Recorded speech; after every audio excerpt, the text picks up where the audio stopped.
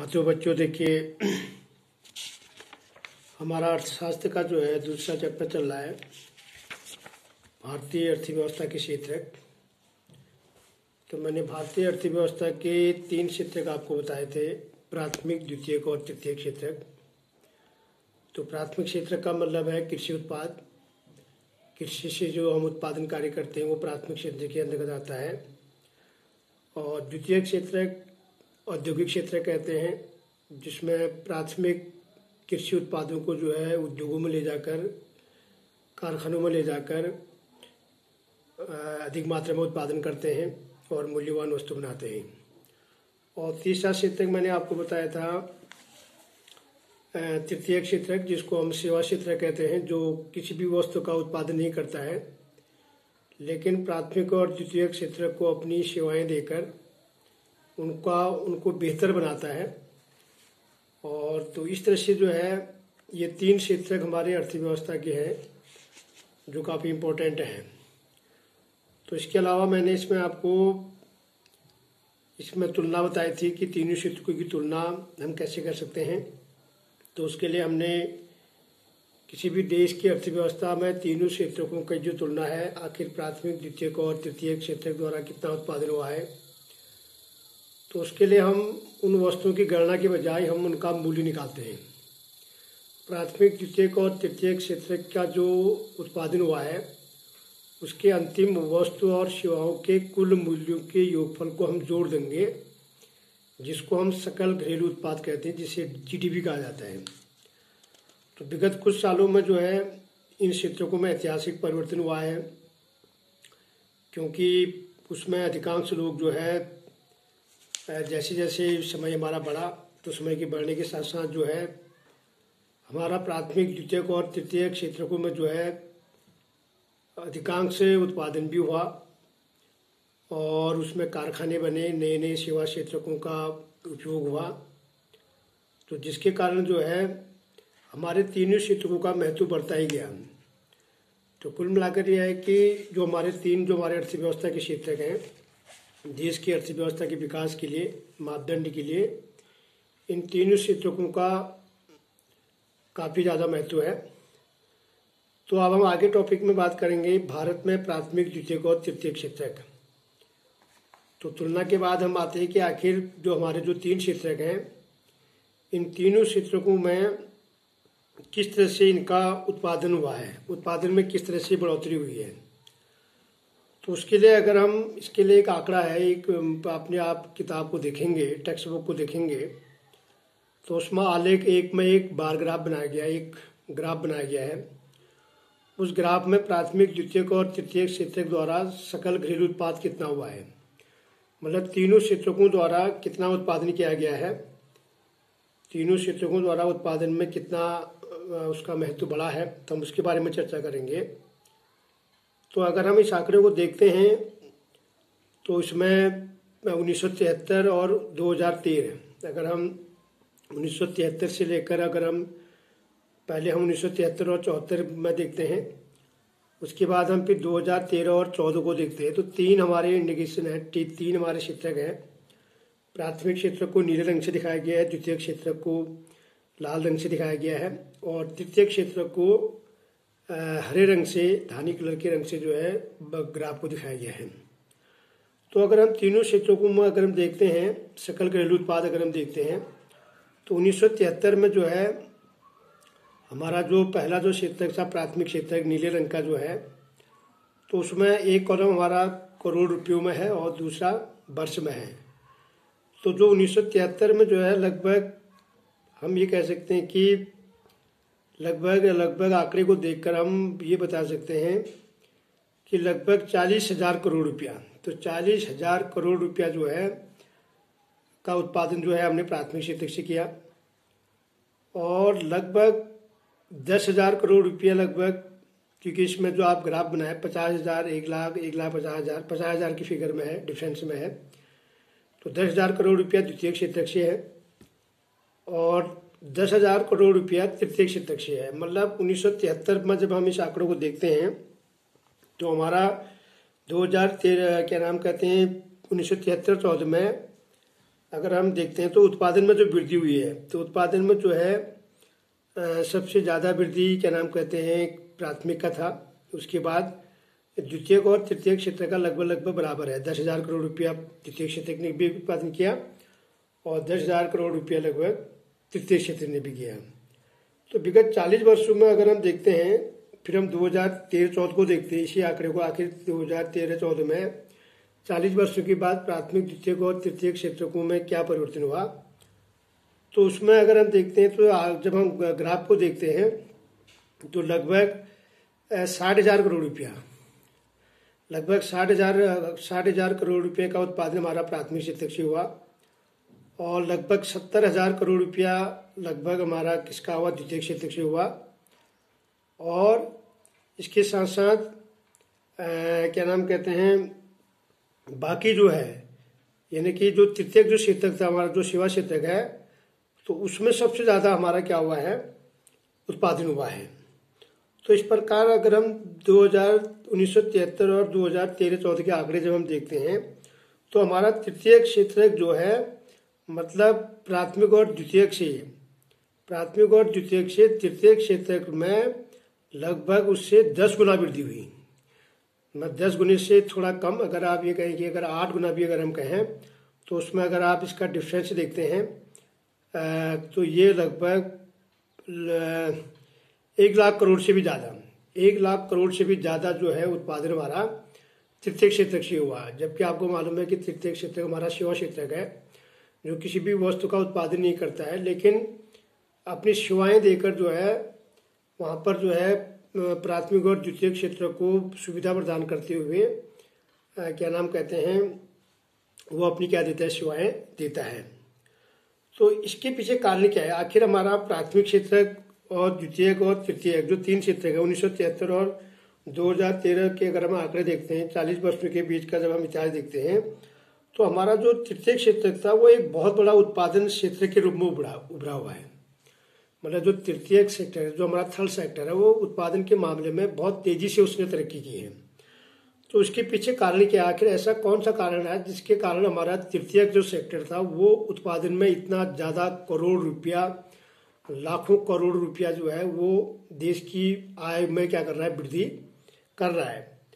तो उसके पीछे कारण क्या है, पहला कारण तो यह है कि कोई भी अगर देश है तो किसी भी देश में सेवाओं का होना, सेवा का मतलब आप जानते हैं जैसे आपका अस्पताल हो गया, शैक्षिक संस्थाएं होगी, डाक और तार हो गया, थाना हो गया, कचहरी हो गया, ग्रामीण प्रशासनिक कार्यालय हो गए और नगर निगम हो गया, रक्षा हो गया, परिवहन हो गया, बैंक हो गया, बीमा हो गया। तो किसी भी देश के विकास के लिए इनकी पहली आवश्यकता होती है। मतलब ये छोटी छोटी जो चीज़ें हैं, डाक, तार, थाना, कचहरी, ग्रामीण, बैंक, बीमा, कार्यालय, ये सब मुख्य आवश्यकता होती है और ये जो है बुनियाद है देश की अर्थव्यवस्था को अगर हम सही ढंग से चलाना है तो किसी भी देश की ये आधारभूत क्या होती हैं, बुनियाद इसको हम कह सकते हैं। और किसी भी विकासशील देश में इनका प्रबंधन करना जिम्मेदारी किसकी है, सरकार की होती है। कोई भी देश है, चाहे वो शिक्षा है, चाहे परिवहन है, चाहे संचार है, चाहे बीमा है, चाहे रेल है, चाहे डाक है, तार है और संचार सुविधाएं हैं, ये जिम्मेदारी जो होती है सरकार की होती है। तो हमारे जैसे देश में, विकासशील देश में जो है, तो इन विकासशील देशों में जो है ये सरकार की जिम्मेदारी होती है। पहला कारण ये रहा, मतलब आखिर हमारा तृतीय क्षेत्र में 1,00,000 करोड़ रुपये से भी ज़्यादा उत्पादन हुआ है, जबकि प्राथमिक और द्वितीय क्षेत्र में उतनी ज़्यादा वृद्धि नहीं हुई। तो पहला कारण तो ये है कि ये सरकार के अंडर एक होता है, तो सरकार के अंडर ये सेक्टर होते हैं। तो सरकार मूलभूत ढांचे में उसको बढ़ाकर, उसको क्या नाम कहते हैं, उसमें ज़्यादा ध्यान देकर जो है इन क्षेत्रों का क्या करती है, विस्तार करती है। दूसरा कारण क्या है, कृषि और उद्योग के विकास से परिवहन, व्यापार, भंडारण जैसी सेवाओं का विकास होता है। अगर हम कृषि और उद्योग का जब हम विकास करते हैं तो उसमें भंडारण और परिवहन और व्यापार जैसी जो चीज़ें होती हैं उनकी हमें आवश्यकता होती है। तो ये दोनों चीज़ों का विकास कौन करेगा, तृतीय क्षेत्र करेगा। यानी कि चाहे वो भंडारण है, चाहे वो आपके परिवहन और संचार के साधनों का विकास करना है। तो प्राथमिक और द्वितीय क्षेत्र का विकास जितना अधिक होगा तो ऐसी सेवाओं की मांग भी उतनी ज़्यादा बढ़ेगी। मतलब हमारा प्राथमिक और द्वितीयक क्षेत्र जितना विकास करेगा तो हमारा जो थर्ड सेक्टर है, जो हमारा सेवा क्षेत्रक है, वो सेवा क्षेत्रक उनको उतनी ज्यादा क्या कराएगा, सर्विस प्रोवाइड कराएगा। दूसरा कारण ये है। तो इस वजह से जो है हमारा सेवा क्षेत्रक तीसरे क्षेत्र में जो है उत्पादन बढ़ा हुआ है। तीसरा कारण है, जैसे जैसे लोगों की आय बढ़ती है तो लोग अन्य सेवाओं में काम करते हैं। जैसे लोगों के पास जब पैसा होता है तो लोग अपने पैसे का क्या करते हैं, इन्वेस्टमेंट करते हैं, निवेश करते हैं।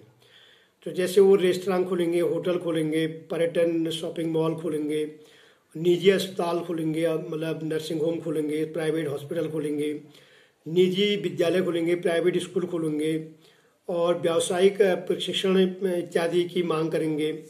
तो इस तरह से जो है मतलब छोटे छोटे जो है आपके जो शहर होते हैं वो नगरों में क्या हो जाते हैं, विकसित हो जाते हैं। तो लोगों के पास जब पैसा आएगा, जब इस तरह से जब उत्पादन बढ़ता है, जब लोगों के पास पैसा आता है या बीमा इस प्रकार की जब कंपनियां खुलती है तो ये निवेश के लिए क्या देती है, पैसा देती है, ऋण देती है। जैसे किसी को अगर रोजगार बढ़ाना है, कोई होटल खोलना चाहता है, कोई दुकान खोलना चाहता है, कोई विद्यालय खोलना चाहता है और कोई पर्यटन या कोई मॉल, आप बड़े बड़े शहरों में आपने देखा होगा बड़े बड़े लाखों करोड़ों के मॉल बने होते हैं। उस मॉल के अंदर आपको A to Z आइटम, आपको सभी चीज़ें वहाँ पर उपलब्ध हो जाती हैं। तो इस वजह से जो है बड़े नगरों में जो है ये बड़े तेजी से जो है इनका क्या हुआ है, विकास हुआ है। इस वजह से इस कारण से भी जो है तीसरा कारण ये रहा कि जिसकी वजह से जो है हमारा सेवा क्षेत्र ने क्या क्या तरक्की की है। चौथा कारण क्या है कि विगत कुछ दशकों में हम देख रहे हैं कि सूचना और संचार प्रौद्योगिकी और एक नवीन सेवाएं हमें उपलब्ध हुई हैं, क्योंकि आज की डेट में सूचना और संचार और प्रौद्योगिकी जो क्षेत्र है ये किसी एक महत्वपूर्ण, एक अपरिहार्य आपका साधन बन चुका है और इन सेवाओं के उत्पादन में बहुत तेजी से क्या हुई है, वृद्धि हुई है। तो अगर हम क्या नाम कहते हैं, इन नवीन जो सेवा जो हमारे पास आई है, इन नवीन सेवाओं से जो है लाखों लोगों को रोजगार मिला है और ये संचार कंपनी जो है, चाहे आपका रिलायंस है, एयरटेल है, BSNL है या प्राइवेट जो आपकी कंपनियां हैं, सरकारी कंपनियां हैं, तो जो भी आपके संचार सेवाएं हैं जिसमें लाखों करोड़ों लोगों को रोजगार भी मिला है और इस वजह से भी जो है हमारा तृतीय क्षेत्र में क्या हुआ है, विकास हुआ है। तो इस प्रकार से हम देख सकते हैं कि सेवा क्षेत्र में जो है सभी सेवाओं में समान रूप से समृद्धि नहीं हो रही है। अगर हम सेवा क्षेत्र की अगर हम बात करें तो ये तो इसके 3-4 कारण मैंने आपको बताए थे कि जिस वजह से जो है हमारा तृतीय क्षेत्र का महत्व बढ़ता गया, क्योंकि ये सरकार के अंडर होते हैं और जैसे जैसे हमारा प्राथमिक और द्वितीय क्षेत्र की मांग बढ़ती है तो उन मांगों को पूरा करने के लिए हमारा तृतीय क्षेत्र क्या करता है, विभिन्न क्षेत्रों में अपनी सेवाएं प्रदान करके जो है रोजगार भी सृजन करता है और उससे आय भी बढ़ती है। तो इस प्रकार से जो है भारत में जो है सेवा क्षेत्र कई तरह से जो है लोग वहाँ पर नियोजित हैं। हमारे सेवा क्षेत्रों में भारत में जो हमारे तीसरे सेक्टर में जो लोग काम करते हैं तो उनमें उनकी संख्या सीमित है, मतलब जिसमें अत्यंत कुछ लोग आपके कुशल हैं, कुछ अकुशल हैं, समझ गए, क्योंकि वहाँ पर आपके मजदूर से लेकर श्रमिक से लेकर सब लोग वहाँ पर को रोजगार मिला रहता है और कुछ लोग ऐसे भी हैं जिनको जो है जो दूसरे कामों में लगे होते हैं। जैसे बहुत ज़्यादा संख्या में लोग छोटी छोटी दुकान खोलकर मरम्मत कार्य में, परिवहन जैसी सेवाओं में लगे हैं, तो बड़ी मुश्किल से ये अपनी जीविका निर्वाह करते हैं। मतलब जो हमारा तीसरा क्षेत्र है वहाँ पर वृद्धि जो है समान नहीं हुई है। समान वृद्धि क्यों नहीं है? क्योंकि कुछ ऐसे, क्योंकि हालांकि उन क्षेत्रों में काफ़ी लोग नियोजित हैं, काफ़ी लोग वहाँ पर मतलब रोजगार है, पर आय के मामले में अगर हम देखते हैं तो वहाँ पर कुशल और अकुशल दोनों प्रकार के श्रमिक क्या करते हैं, काम करते हैं। तो जिस कारण जो है कुछ लोगों की आय इतनी कम होती है कि उनकी अपने आजीविका चलाना मुश्किल हो जाता है और क्या नाम कहते हैं, उनके पास वैकल्पिक अवसर नहीं है क्योंकि उनकी मजबूरी है। छोटे मोटे शहरों में जो मरम्मत दुकान या इस प्रकार के ठेले वाले अनेक प्रकार के जो लोग काम करते हैं तो बड़ी मुश्किल से जो है वो अपना जीविका चलाते हैं। तो इस कारण जो है सेवा क्षेत्र का जो है कुछ भागों में तो महत्व बढ़ा है और कुछ में जो है उसका महत्व मतलब समान रूप से नहीं हुआ है। मतलब हम ये कह सकते हैं कि एक समान रूप से सभी जगह सेवा क्षेत्र ने विस्तार किया है, नहीं किया है, क्योंकि जो कुशल श्रमिक है वो नियोजित है, वो एक उनको तो एक पूरा एक उनका जो आय है वो एक नियमित उनकी आय है, उनका रोजगार भी स्थायी है। लेकिन जो छोटे मोटे जो लोग काम करते हैं, जो मजदूरी का जो आपके मरम्मत कार्यों में लगे होते हैं, दुकानों में काम करते हैं, तो उनकी मजबूरी भी है, क्योंकि उनके पास दूसरा कोई ऐसा सेक्टर नहीं है जहाँ पर उनको रोजगार मिल सकते हैं। तो इस प्रकार हम देख सकते हैं कि आखिर अधिकांश लोग कहाँ नियोजित हैं, मतलब लोग कहाँ पर रोजगार करते हैं। तो अगर हम देखते हैं हिस्सेदारी को, अगर हम देखें सकल घरेलू उत्पाद में, अगर हम तीनों क्षेत्रों की सकल घरेलू उत्पाद की अगर हम की प्रतिशत की हिस्सेदारी देखते हैं, तो अगर हम 1973 में अगर हम देखते हैं तो 40% से ज्यादा लोग हमारे नियोजित कहाँ थे, प्राथमिक क्षेत्र में थे, और 10% हमारे द्वितीय क्षेत्र में थे, और लगभग 60% लोग हमारे तृतीय क्षेत्र में क्या थे, क्या नाम कहते हैं, उनकी रोजगार में क्या थी, हिस्सेदारी थी। और उसी प्रकार अगर हम 2013-14 में देखते हैं तो ठीक इसका उल्टा हो गया है। जो 40% लोग जो हमारे प्राथमिक क्षेत्र में जो लोगों की हिस्सेदारी थी, मतलब क्या नाम कहते हैं, उनकी जो तीनों क्षेत्रों में जो हिस्सेदारी जो प्रतिशत थी, तो 2013 में जो है इनका मात्र कितना हो गया, 10%। इसका मतलब प्राथमिक क्षेत्र में केवल 10% लोग क्या कर रहे हैं, नियोजित हैं, नहीं है, और 20% लोग आपके द्वितीय क्षेत्र में हैं, और 70% से भी ज्यादा लोग जो है आपके क्या नाम कहते हैं, तृतीय क्षेत्र में क्या है, नियोजित हैं। तो प्रतिशत के मामले में अगर हम इनका सकल घरेलू उत्पाद में अगर हम तीनों क्षेत्रों की हिस्सेदारी देखते हैं, आखिर प्राथमिक, द्वितीय और तृतीय क्षेत्रों की क्या क्या हिस्सेदारी रही, तो वर्तमान आंकड़े को अगर हम 2013-14 अगर आप अपनी किताब को देखेंगे, टेक्स्ट बुक को, उस ग्राफ को देखेंगे, उस ग्राफ से आपको पता चल जाएगा कि हमारा जो तृतीय क्षेत्र था उसकी हिस्सेदारी सबसे क्या है, ज्यादा है, उसके बाद द्वितीय का है, और उसके बाद फिर क्या है, प्रथम का है, मतलब प्रथम क्षेत्र का जो है घटा है। और तो इस तरह से यहाँ पर यह है कि जो सकल घरेलू जो उत्पाद है तीनों क्षेत्रों को में हिस्सेदारी में काफी क्या हुआ, परिवर्तन हुआ है। तो फिर भी रोजगार में ऐसा परिवर्तन नहीं हुआ। अगर हम इनकी रोजगार की हिस्सेदारी देखते हैं, आखिर आलेख 3 में अगर हम ग्राफ 3 को अगर हम देखते हैं तो रोजगार में इनकी हिस्सेदारी क्या है, तो रोजगार में मतलब ज्यादा रोजगार अगर 1972 में अगर हम देखते हैं तो लगभग आपका 80% से 70% से लोग जो है आपके प्राथमिक क्षेत्र में नियोजित हैं, और 10-12% लोग जो है आपके द्वितीय क्षेत्र में हैं, और लगभग 15% से कुछ ज्यादा लोग जो है आपके तृतीय क्षेत्र में क्या है, रोजगार में इनकी हिस्सेदारी है। अगर हम ये तो आंकड़ा था 1973 का, फिर हम 40 वर्षों के बाद अगर हम 2013 के आंकड़े देखते हैं, 11 बार के आंकड़े देखते हैं, तो नियोजित में जो रोजगार में जो हिस्सेदारी है उसमें प्राथमिक क्षेत्र की हिस्सेदारी लगभग आपकी 50% से भी ज्यादा है, नहीं है, और 40% रोजगार आपका द्वितीय क्षेत्र में है, और लगभग इतना ही लोग जो है 40-45% जो रोजगार है वो आपका तृतीय क्षेत्र में भी है। तो इसका मतलब यह है कि प्राथमिक क्षेत्र से रोजगार का मतलब ऐसा ये जो क्षेत्र है उसका स्थानांतरण क्यों नहीं हुआ है, मतलब प्राथमिक क्षेत्र से रोजगार, प्राथमिक क्षेत्र में रोजगार तो लोग ज्यादा नियोजित हैं पर उनका स्थानांतरण क्यों नहीं हुआ है। तो उसके पीछे कारण यह है कि क्योंकि द्वितीय और तृतीय क्षेत्र के रोजगार के पर्याप्त सृजन नहीं हुआ है। मतलब जो लोग हमारे प्राथमिक क्षेत्र में काम कर रहे हैं तो उनमें वहां से वो लोग दूसरी जगह क्यों नहीं गए, मतलब वो द्वितीय और तृतीय सेक्टर में क्यों नहीं गए, तो वो इसलिए नहीं गए क्योंकि द्वितीय और तृतीय क्षेत्र में जो है पर्याप्त मात्रा में क्या है, रोजगार सृजन नहीं हुआ है, और इस कारण से जो है वस्तु और औद्योगिक उत्पादन में जो है 3 गुना से ज्यादा वृद्धि हुई है, और औद्योगिक रोजगार में लगभग 3 गुना वृद्धि हुई है। तो तृतीय क्षेत्र पर भी यही बात लागू होती है, क्योंकि सेवा क्षेत्र में उत्पादन में 14 गुना वृद्धि है। अगर हम सेवा क्षेत्र के उत्पादन में अगर हम देखते हैं तो उत्पादन में उसकी 14% की वृद्धि हुई है, परंतु रोजगार में जो है 5 गुने से भी कम जो है उसमें क्या हुई है, वृद्धि हुई है। तो इसका कारण क्या है, तो इसका मुख्य कारण यह है कि देश में आधे से अधिक श्रमिक प्राथमिक क्षेत्र में मुख्यतः कृषि में काम करते हैं, लेकिन सकल घरेलू उत्पादन का योगदान 1/4 है। मतलब लोग ज्यादा, अभी भी हमारे लोग ज्यादा कहाँ काम कर रहे हैं, प्राथमिक क्षेत्र में कर रहे हैं, लेकिन जब हम उनका सकल घरेलू उत्पाद निकालते हैं, जब उनकी जीडीपी निकालते हैं, अंतिम वस्तु और सेवाओं का जब उनका मूल्य निकालते हैं, उसकी क्या नाम कहते हैं, सकल घरेलू उत्पाद निकालते हैं, डीजीपी निकालते हैं, तो उसमें जो है उनका योगदान केवल कितना है, 1/4 है। और इसकी तुलना में द्वितीय और तृतीय क्षेत्र का जो सकल घरेलू उत्पाद है, जो उनकी जीडीपी है, मतलब उनमें उनका कौन सा हिस्सा है, 4/5 हिस्सा है। मतलब परंतु ये आधे से भी कम लोगों को रोजगार प्रदान करते हैं। मतलब जो हमारा द्वितीयक और जो तृतीयक क्षेत्र है, रोजगार के मामले में ये बहुत कम है, रोजगार बहुत कम इन्होंने दिया है। पर इसका अर्थ ये है कि कृषि के क्षेत्र में जो लोग हैं, कृषि में लोग इतने लोग काम कर रहे हैं, समझ गए। मतलब अगर इतने लोग अगर कृषि के क्षेत्र में काम में लगे हैं तो वो अपने क्षमता के अनुसार जो है उत्पादन नहीं कर पा रहे हैं। मतलब अगर हम कहीं अगर ज़्यादा लोग अगर काम कर रहे हैं तो भाई उसका उत्पादन भी क्या होना चाहिए, ज़्यादा होना चाहिए।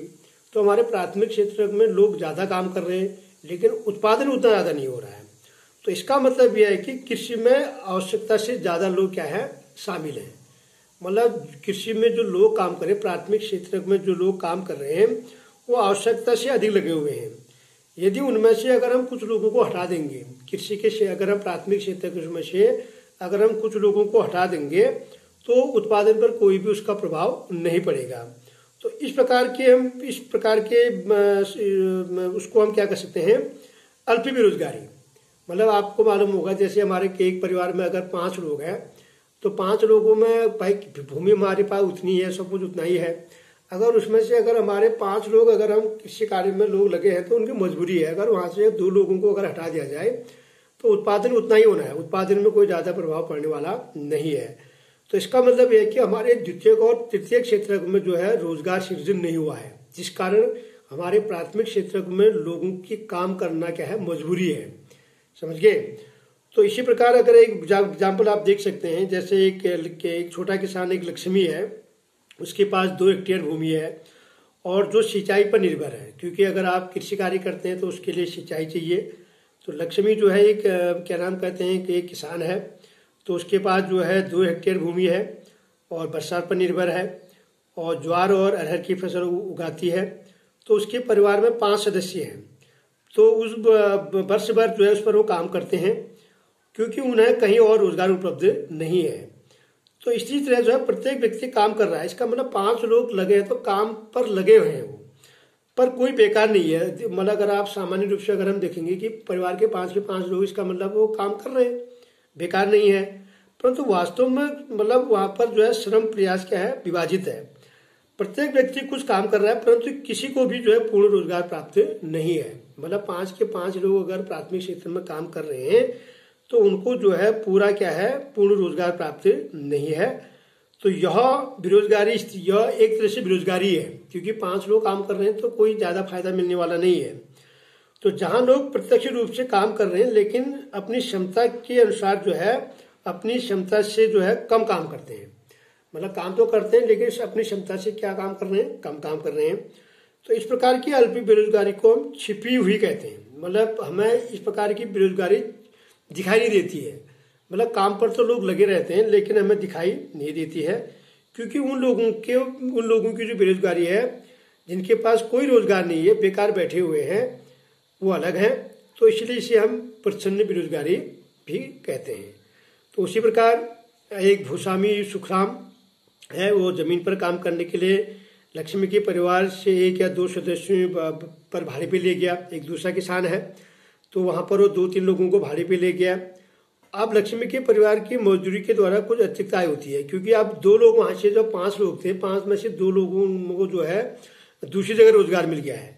तो दूसरी जगह रोजगार मिलने से उनकी आय में क्या हो गई है, वृद्धि हो गई है। क्योंकि छोटे भूखंड पर काम करने के लिए 5 लोगों की जरूरत नहीं है, क्योंकि उसके पास छोटा भूखंड था। तो भाई भूमि हमारे पास कम है, 5 लोग ज्यादा है, तो एक मजबूरी से वो काम कर रहे हैं।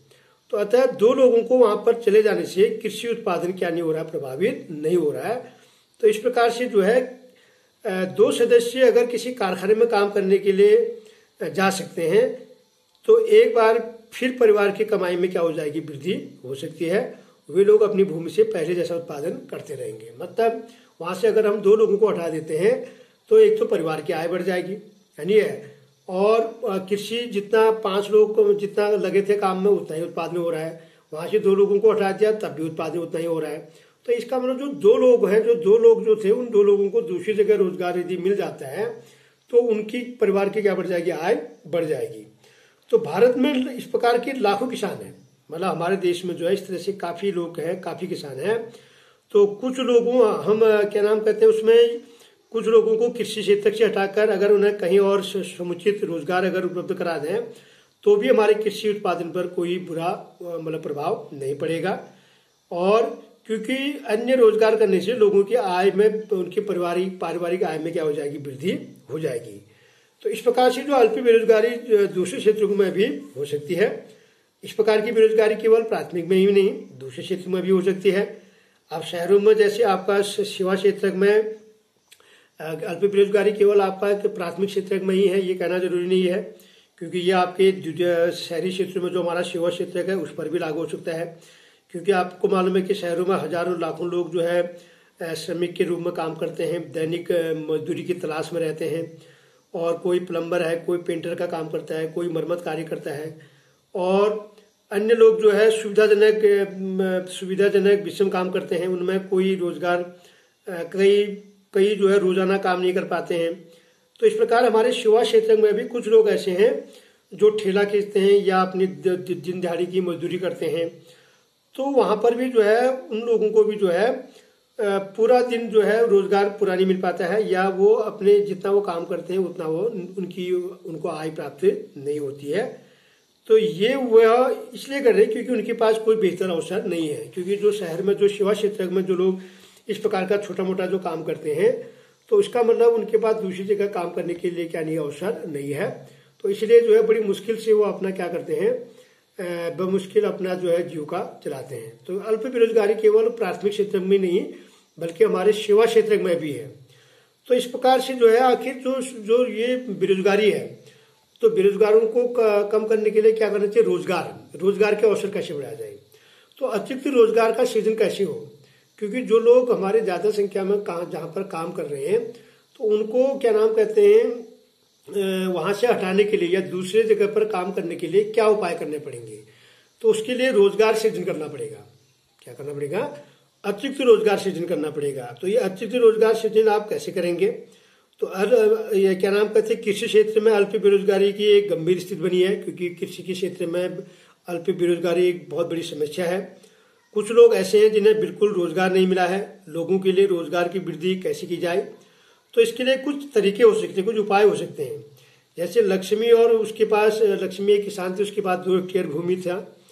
तो उसके परिवार की भूमि की सिंचाई हेतु कुएं का निर्माण करने के लिए सरकार से कुछ मुद्रा व्यय कर सकती है। मतलब अगर अपने 2 हेक्टेयर खेत पर अगर वो अच्छा उत्पादन कार्य कर सकती है, तो क्योंकि वो वर्षा के पानी पर निर्भर है, तो उसको एक कुएं का निर्माण करना पड़ेगा। तो सरकार क्या करेगी, उस पर मुद्रा व्यय करेगी और वो बैंक से ऋण प्रदान कर सकती है। और तब लक्ष्मी अपनी भूमि की सिंचाई करने में क्या होगी, सक्षम होगी। और उसी प्रकार तब जाके वो अपनी रबी और खरीफ की फसल, गेहूं, धान, चावल, जो भी आपकी कृषि फसल है उसका उत्पादन कर सकती है। तो इस प्रकार से जो है क्या नाम कहते हैं, 50 दिनों में लगभग अगर गेहूं और फसल 2 लोगों में जो है 50 दिन का लगभग उसको रोजगार मिल जाएगा। और उसमें बीज डालने से लेकर पानी, खाद, कटाई, ये सब जो मिला जुलाकर जो है लगभग 50 दिन का उसको क्या मिल जाएगा, रोजगार मिल जाएगा। तो अतः परिवार के 2 अन्य सदस्यों को अपनी जमीन में क्या मिल जाएगा, रोजगार मिल जाएगा। परिवार में अगर 5 लोग हैं तो 5 लोगों में से 2 लोगों को क्या मिल जाएगा, रोजगार मिल जाएगा। मतलब उनको कटाई बटाई और क्या नाम कहते हैं, कुएं का निर्माण करने के लिए मजदूरी, तो ये सारा कार्य जो है ये अतिरिक्त उनको क्या मिल जाएगा, रोजगार मिल सकता है। तो इस प्रकार से जो है, तो सिंचाई के लिए अगर हमने कहीं पर बांध बना दिया, क्योंकि भाई हम खेती बाड़ी काम करते हैं, तो हमारा प्राथमिक क्षेत्र तभी तक होगा जब हम उसके ढांचागत सुविधाओं का विस्तार करेंगे, जब उसका इंफ्रास्ट्रक्चर को बढ़ाएंगे। तो हमारा जो क्या नाम कहते हैं, अगर हम कहीं पर बांध बना देते हैं, वहाँ पर उस बांधों से जो है नदी के पानी को इकट्ठा करके उसमें नहरें बनाकर जब हम क्या नाम कहते हैं, कृषि के लिए जब हम क्या नाम कहते हैं, सिंचाई के साधन उपलब्ध कराएंगे, तो वहाँ पर अनेक रोजगार के अवसर मिलेंगे। कहीं पर अगर बात बनेगा तो वहाँ पर 100-500 लोगों को क्या मिलेगा, रोजगार मिल जाएगा। तो इससे क्या हो जाएगी, हमारी जो अल्प बेरोजगारी की जो समस्या है उसमें क्या हो जाएगी, कमी आ जाएगी। तो उसी प्रकार हम देख सकते हैं कि लक्ष्मी और दूसरे किसान पहले की तुलना में अधिक उत्पादन करते हैं, क्योंकि वहां से लोगों को जो है, मतलब ये जो लक्ष्मी जो किसान थी उसको दूसरी जगह पर काम करने का क्या मिल गया, मौका मिल गया है। और उन्हें कुछ उत्पाद बेचने को भी क्या होगी, आवश्यकता होगी। अब अगर जब उत्पादन जब बढ़ेगा तो उसको कुछ उत्पाद, अपने जो अतिरिक्त जो उत्पादन है उसको वो बेचेगी। जैसे हमारा फसल, बागवानी, फल फूल, साग सब्जी, राशन है, तो जितना हमारा आवश्यकता है उसको हम रखते हैं, और जितना हमारे पास अतिरिक्त जो उत्पादन होता है उसको हम क्या करते हैं, बेचते हैं। तो इसलिए वो उसको शहर जाने की आवश्यकता हो सकती है। अगर वो शहर में बाजार में अगर वो साग सब्जी या अपना फसल दाल चावल अगर वो बेचती है, तो वहाँ पर हमको फिर किसकी आवश्यकता पड़ेगी, सड़क परिवहन की। मतलब गाँव को हमको सड़क परिवहन से जोड़ना पड़ेगा, और गाँव में जो है सड़कों का निर्माण करना पड़ेगा। और तो वहाँ पर भी क्या होगा, ये सड़कों का निर्माण, परिवहन का निर्माण में क्या होगा, पैसा निवेश होगा, और पैसा निवेश होने से वहाँ पर लोगों को क्या मिलेगा, रोजगार मिल जाएगा। तो इसी प्रकार से जो है ये विभिन्न प्रकार के ऐसे तरीके हो सकते हैं। इन तरीकों से जब वो क्या नाम कहते हैं, हम रोजगार को क्या कर सकते हैं, बढ़ा सकते हैं, इनकी रोजगार सृजन कर सकते हैं। तो जैसे पुलों का निर्माण है, सड़कों का निर्माण है, बांधों का निर्माण है, और नलकूपों का निर्माण है, तो वहाँ पर बहुत से लोगों को क्या मिल जाएगा, रोजगार मिल जाएगा। जो हमारी अल्प बेरोजगारी जो हमारे कृषि क्षेत्र में थी, तो वहाँ से लोग हटकर जो है दूसरी जगहों पर क्या करेंगे, काम करेंगे, और उसमें से फिर बहुत से लोगों को क्या मिलेगा, व्यापार भी मिलेगा। बहुत से लोगों को जो है व्यापार जैसी सेवाओं का क्या होगा, विस्तार होगा। मतलब लोगों को क्या मिलेगा, रोजगार। मतलब एक ही आदमी एक ही पर डिपेंड रहकर एक चीज का जब हम विकास करते हैं तो उसके सभी जगह पर उसका क्या पड़ता है, प्रभाव पड़ता है। तो लक्ष्मी की जरूरत केवल पानी तक ही सीमित नहीं है। खेती करने के लिए उसे बीज भी चाहिए, उर्वरक भी चाहिए, कृषि उपकरण भी चाहिए, और पानी निकालने के लिए उसको पंप सेट भी चाहिए। तो इस प्रकार से एक निर्धन किसान होने के कारण सभी चीजों पर खर्च वह नहीं कर सकती है। तो आप पैसा भाई, जब हम कहीं पर अपने उत्पादन कार्य को यदि हम बढ़ाना चाहते हैं, तो हमें कुछ उस उत्पादन कार्य को क्या नाम कहते हैं, अंजाम तक ले जाने के लिए हमें पहले कुछ क्या जरूरत पड़ती है, पैसे की आवश्यकता पड़ती है। तो जिससे कि वो अपना बीज भी ले सके, कृषि उपकरण भी खरीद सके, खाद भी खरीद सके, और अपने खेतों में काम करने के लिए मजदूर को भी लगा सके। तो उसके लिए उसको साहूकार से पैसा उधार लेना पड़ता है। लक्ष्मी का हम एक किसान उसी का उदाहरण बता रहे हैं। तो वो साहूकार के पास जाएगी, वहाँ से उसको ब्याज पर पैसा मिलेगा, और अगर उसके साथ साथ जो है स्थानीय बैंक और उचित ब्याज दर पर उसे साख प्रदान करता है। अगर स्थानीय बैंक हैं आपके, क्या नाम करते हैं, छोटे छोटे आपके ग्रामीण कृषि बैंक हैं, तो वहाँ से उसको ऋण की आवश्यकता पड़ेगी, पैसा में वो ले सकती है। तो इन चीज़ों से जो है, इस पैसे से जो है वो उचित समय पर अपनी भूमि का उत्पादन को बढ़ाने के लिए अपने संसाधनों को क्या कर सकती है, जुटा सकती है। तो इसका मतलब यह है कि पानी के साथ साथ कृषि सुधार के लिए किसानों को कृषि साख प्रदान, कृषि साख का मतलब होता है कि हमें उसकी जो उत्पादन कार्य को करने के लिए जो हमें उसके सुविधाओं का जो जरूरत पड़ती है, जो जैसे हम गेहूं की फसल उगाना चाहते हैं या हम गन्ने की फसल उगाना चाहते हैं, तो उससे पहले हमें क्या चाहिए, कुछ पैसा चाहिए। साख का मतलब होता है, मतलब पैसा ही है। वो पैसा, आप कुछ पैसा एडवांस में आपको पैसा इसलिए चाहिए ताकि आप अपने उस उत्पादन कार्य को बेहतर करने के लिए आप जो है उस साख से क्या कर सकते हैं, उसमें बीज, उपकरण और मजदूर पर जो है पैसा खर्च कर सकते हैं। तो इसी को हम क्या कहते हैं, साख कहते हैं। तो इस प्रकार से जो है इस साख के चैप्टर को हम आगे बताएंगे। अगला लेसन है विस्तार से हम साख क्या होता है उसके बारे में चर्चा आगे चैप्टर में करेंगे। तो इसी प्रकार से जो है एक अन्य तरीके से भी जो है इस समस्या का समाधान हो सकता है। मतलब जो हमारे जो ग्रामीण क्षेत्र है वहाँ पर उद्योग और सेवाओं की पहचान कर सकते हैं, और जिन जिन क्षेत्रों पर हम क्या नाम कहते हैं वहाँ पर ऐसे सेवाओं और उद्योगों की पहचान करके हम वहाँ पर लोगों को क्या कर सकते हैं, नियोजित कर सकते हैं, मतलब रोजगार सृजन कर सकते हैं। तो उदाहरण के लिए जैसे अरहर और मटर फसल उगाने के लिए हम निर्णय लेते हैं, तो वो उसके लिए हमें प्रसंस्करण और शहरों में विक्रय और दालों की मिल, तो ऐसे बहुत सी चीज़ें, भंडारण और ऐसे बहुत सारी चीज़ें होती हैं जिनका विकास करके हम क्या कर सकते हैं, रोजगार सृजन कर सकते हैं। फिर वो अपने कृषि उत्पाद को जो है, चाहे आलू प्याज साग सब्जी जो भी है, उसका भंडारण भी वो कर सके। भंडारण करेंगे तो वहाँ पर हमें कुछ लोग मतलब भंडार गृह बनाएंगे, कुछ लोगों को रोजगार मिलेगा, समझ गए। और लंबे समय तक हम अपने अनाज को, अपने साग सब्जी फलों को हम रख सकते हैं, और फिर जो है हम उसको जो है उचित मूल्य पर, बाजार मूल्य पर हम उसको बेच सकते हैं। तो इस प्रकार से जो है इस प्रकार के जो प्रसंस्करण उद्योग है, मतलब जो जैसे आपने देखा है कि भाई फल फ्रूट से आपके जैम जेली बनता है, बहुत से सॉस बनते हैं और जूस बनता है, समझ गए। ये सब क्या है, प्रसंस्करण उद्योग है। अब हम फलों का उत्पादन कर रहे हैं, तो फलों का उत्पादन केवल फलों से हम बहुत सारी चीजें बना सकते हैं, समझ गए। तो उसके लिए कौन सा उद्योग है, प्रसंस्करण उद्योग है। तो प्रसंस्करण उद्योग से जो है हम गाँव में जहाँ पर जिस प्रकार के जो चीजें वहाँ पर छोटे बड़े जो उद्योग है उनकी पहचान करके हम उन क्षेत्रों का विस्तार करके रोजगार, अतिरिक्त रोजगार क्या कर सकते हैं, सृजन कर सकते हैं। तो इससे क्या होगा, रोजगार बढ़ेगा। तो उसी प्रकार हमारे भारत में है, क्या नाम कहते हैं, 5 से अधिक, जैसे आपको मालूम है कि 14 वर्ष तक के बच्चों को जो है निःशुल्क शिक्षा है। अगर हम 5 से 29 वर्ष के लगभग अगर हमारे पास 60% बच्चे हैं, तो उसमें से अगर 51% ही अगर क्या नाम कहते हैं बच्चे स्कूल जाते हैं, तो हमें अतिरिक्त विद्यालय खोलने पड़ेंगे। अगर हम सभी बच्चों को, सभी को शिक्षा प्रदान अगर हम उपलब्ध कराना चाहते हैं, तो हमें अतिरिक्त स्कूल खोलने पड़ेंगे। और स्कूल खोलने के साथ साथ हमें शिक्षकों की नियुक्ति से लेकर, और क्या नाम कहते हैं कर्मचारियों की नियुक्ति से लेकर, भवनों के निर्माण से लेकर, हमें बहुत सी चीजों की क्या पड़ेगी, आवश्यकता पड़ेगी। तो वहां पर लोगों को क्या मिलेगा, रोजगार मिलेगा। आपने देखा है कहीं पर अगर कोई मकान लगता है तो वहां पर 2-4 लोगों को रोजगार मिल जाता है। अगर हम शिक्षा के क्षेत्र में सबको अगर हम शिक्षा सुविधा प्रदान करना चाहते हैं, तो हमको जो है इस प्रकार की योजना बनाकर, कर्मचारी से लेकर, अध्यापकों की नियुक्ति से लेकर, भवनों के निर्माण से लेकर, ये विभिन्न प्रकार के कार्यों से हम क्या कर सकते हैं, रोजगार बढ़ा सकते हैं। तो अकेले अगर हम शिक्षा के क्षेत्र में अगर हम देखें तो 20 लाख रोजगार हम क्या कर सकते हैं, सृजन कर सकते हैं। यानी कि 20 लाख लोगों को क्या मिल सकता है, रोजगार मिल सकता है। इसी प्रकार अगर हम स्वास्थ्य संबंधी सुविधाओं का अगर हम विस्तार करना चाहते हैं, जैसे कि आज के डेट में आप देख रहे हैं कि स्वास्थ्य संबंधी कितनी चैलेंजिंग हमारे पास है। हमारे पास स्वास्थ्य की सुविधाएं उतना, उसका इंफ्रास्ट्रक्चर उतना मजबूत नहीं है। हमारे पास डॉक्टर की कमी है, नर्सों की कमी है, एएनएम की कमी है, समझिए स्वास्थ्य कर्मचारियों की कमी है। तो अगर हम स्वास्थ्य सुविधाओं को अगर हम बेहतर करना चाहते हैं, तो हम इस प्रकार के हमें हॉस्पिटल खोलने पड़ेंगे, हमें डॉक्टर भी चाहिए, हमें नर्स भी चाहिए।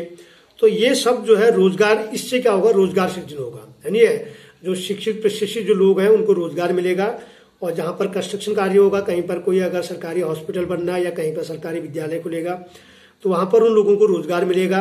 तो मतलब हमारा जो प्राथमिक क्षेत्र में जो लोग बिल्कुल बड़ी संख्या में जो वहां पर लोग नियोजित हैं, जबकि उनके सकल घरेलू उत्पाद में उनका कोई योगदान नहीं है, तो उनका रोजगार क्या हो सकता है, बढ़ सकता है। तो इस प्रकार से जो है ये बहुत सारी चीजें हैं, इससे हम क्या कर सकते हैं, अतिरिक्त रोजगार प्रदान कर सकते हैं। तो प्रत्येक राज्य या प्रदेश में वहां के निवासियों की आय और उनके रोजगार में वृद्धि करने की संभावना होती है। चाहे कोई भी देश है, कोई भी राज्य है, हर कहीं ना कहीं जो है वहां पर रोजगार के अवसरों को बढ़ाने का क्या है, कोई न कोई चांस होता है, कोई न कोई मतलब वहां पर अवसर होते हैं। अब जैसे हमारा पहाड़ी राज्य, उत्तराखंड राज्य, तो हमारे राज्य में पर्यटन उद्योग को बढ़ावा मिल सकता है। तो यानी कि जैसे पर्यटन है, क्षेत्रीय शिल्प उद्योग है, या सूचना प्रौद्योगिकी जैसे जो नवीन सेवा है आज की डेट में, तो इससे क्या होगा कि समुचित योजना और सरकारी सहायता की इसमें आवश्यकता होती है। और योजना आयोग के अनुसार पर्यटन में क्षेत्र में अगर हम सुधार करना चाहें, तो पर्यटन में ही जो है लगभग 30-35 लाख लोगों को हम क्या दे सकते हैं, रोजगार दे सकते हैं। तो ये इस प्रकार से जो है हमें उन अवसरों को ढूंढना पड़ेगा, चाहे हमारा गांव है, चाहे हमारा शहर है, चाहे जहां पर भी हम रहते हैं, वहां पर कुछ न कुछ जो होते हैं रोजगार के अवसर अवश्य होते हैं। तो यहाँ पर सरकार का ये काम है कि उनको रोजगार में कैसे तब्दील किया जाए, कैसे लोगों को रोजगार दिया जाए। तो इस प्रकार से जो है छोटी अवधि के लिए तो इसमें जैसे कि अभी आपने देखा है कि हमारे गांव में जो है काफी ज्यादा मात्रा में रोजगार है। तो इससे हमारी सरकार जो हमारी लोकतांत्रिक सरकार होती है, केंद्र सरकार ने जो है, हमारे भारत की सरकार ने जो है अभी हाल ही में एक विगत कुछ साल पहले जो है एक रोजगार गारंटी अधिनियम लागू किया था। बहुत ही इंपॉर्टेंट चीजें हैं। तो जिसको हम कहते हैं काम का अधिकार, 625 जिलों में जो है काम का अधिकार कानून जो है लागू किया गया। संसद में एक कानून पारित किया गया कि लोगों को रोजगार कैसे दिया जाए। तो काम का अधिकार जो कानून है उसमें महात्मा गांधी राष्ट्रीय रोजगार गारंटी रोजगार अधिनियम 2005 से लागू किया गया। और इसके अंतर्गत जो था उन सभी लोगों को काम करने में जो सक्षम है, मतलब भारत सरकार के एक पहल थी, संसद के एक कानून बना है जिसको हम महात्मा गांधी राष्ट्रीय ग्रामीण रोजगार गारंटी अधिनियम 2005 कहते हैं। तो उसके अंतर्गत ये 2005 से ये कानून बन के पास हुआ। और जो लोग काम करने में सक्षम है तो उनको जो है सरकार क्या देगी, काम देगी। और 100 दिन का रोजगार गारंटी अधिनियम देगी, मतलब 100 दिन का उनको क्या देगी, रोजगार देगी। और रोजगार उपलब्ध न करने की स्थिति में उनको सरकार क्या देगी, बेरोजगारी भत्ता देगी। तो इस प्रकार से जो है ये जो है इस प्रकार के इस अधिनियम से जो है हमने काम को क्या दी है, वरीयता दी है। तो जिनके जो है भविष्य में जो है भूमि से उत्पादन बढ़ाने में क्या मिलेगी, मदद मिलेगी। जैसे ग्राम सभाओं में जो है इस प्रकार के आपका ये रोजगार गारंटी अधिनियम, महात्मा गांधी ग्रामीण रोजगार गारंटी अधिनियम के तहत जो है गाँव में लोगों को रोजगार मिलता है, यानी 100 दिन का रोजगार मिलता है, उनके जॉब कार्ड बने होते हैं। और तो इस तरह से जो है हम इन लोगों को जो है कृषि में जो लोग हमारे बेकार लगे हैं, खाली क्या नाम कहते हैं वहां पर नियोजित है, संख्या में ज्यादा है, पर उनकी उत्पादन में कोई सकल घरेलू उत्पाद में उनका योगदान नहीं है।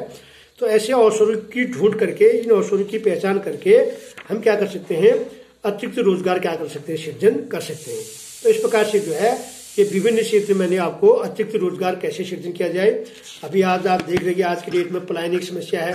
इस महामारी के कारण जो है बहुत से हमारे प्रवासी लोग शहर से गांव की ओर आ गए हैं। तो इस तरह से हमें अब सरकार का ये दायित्व है भाई कौन कौन से ऐसे क्षेत्र हैं जहां पर हम रोजगार के अवसर बढ़ा सकें, हर आदमी को काम मिल सके। और क्योंकि कृषि के क्षेत्र में जो है हमें उतनी उतनी सुविधा नहीं मिल रही है, या हमारे पास उतने संसाधन नहीं है, सिंचाई के साधन नहीं है, वहां पर लोग ज्यादा संख्या में नियोजित हैं, लेकिन सकल घरेलू उत्पाद में जीडीपी में जो है उसका योगदान बहुत कम है। तो हमारा द्वितीयक और तृतीयक क्षेत्रों में हमको रोजगार के अवसर बढ़ाने पड़ेंगे, ताकि जो लोग हमारे ज्यादा मात्रा में जो लोग हमारे कृषि क्षेत्र में क्या नाम कहते हैं खाली कृषि क्षेत्र में जो लोग हमारे नियोजित हैं, तो वहां से उनको हटाकर हम दूसरी और तीसरी जगहों पर हम उनको काम में क्या कर सकें, रोजगार दे सकें। तो इस प्रकार से जो है ये था आपका अतिरिक्त रोजगार कैसे कर सकें। तो ये टॉपिक आपका यहाँ पर पूरा हो गया है, और अगला टॉपिक में फिर आपको बताऊंगा संगठित और असंगठित क्षेत्र। तो यहाँ पर मैंने 3 क्षेत्रों के बारे में आपका इसके उदाहरण से आपको समझा दिया है। तो इस तरह से जो है हम रोजगार क्षेत्रों की तुलना हमने बताई, और उत्पादन में जो है तृतीय क्षेत्र का महत्व कैसे बढ़ा है, चाहे आप उसकी हिस्सेदारी देखिए, सकल घरेलू उत्पाद में उसकी हिस्सेदारी देखिए, और रोजगार की हिस्सेदारी में जो है ज्यादा लोग हमारे कृषि में है, लेकिन सकल घरेलू उत्पाद में उनका योगदान बहुत कम है।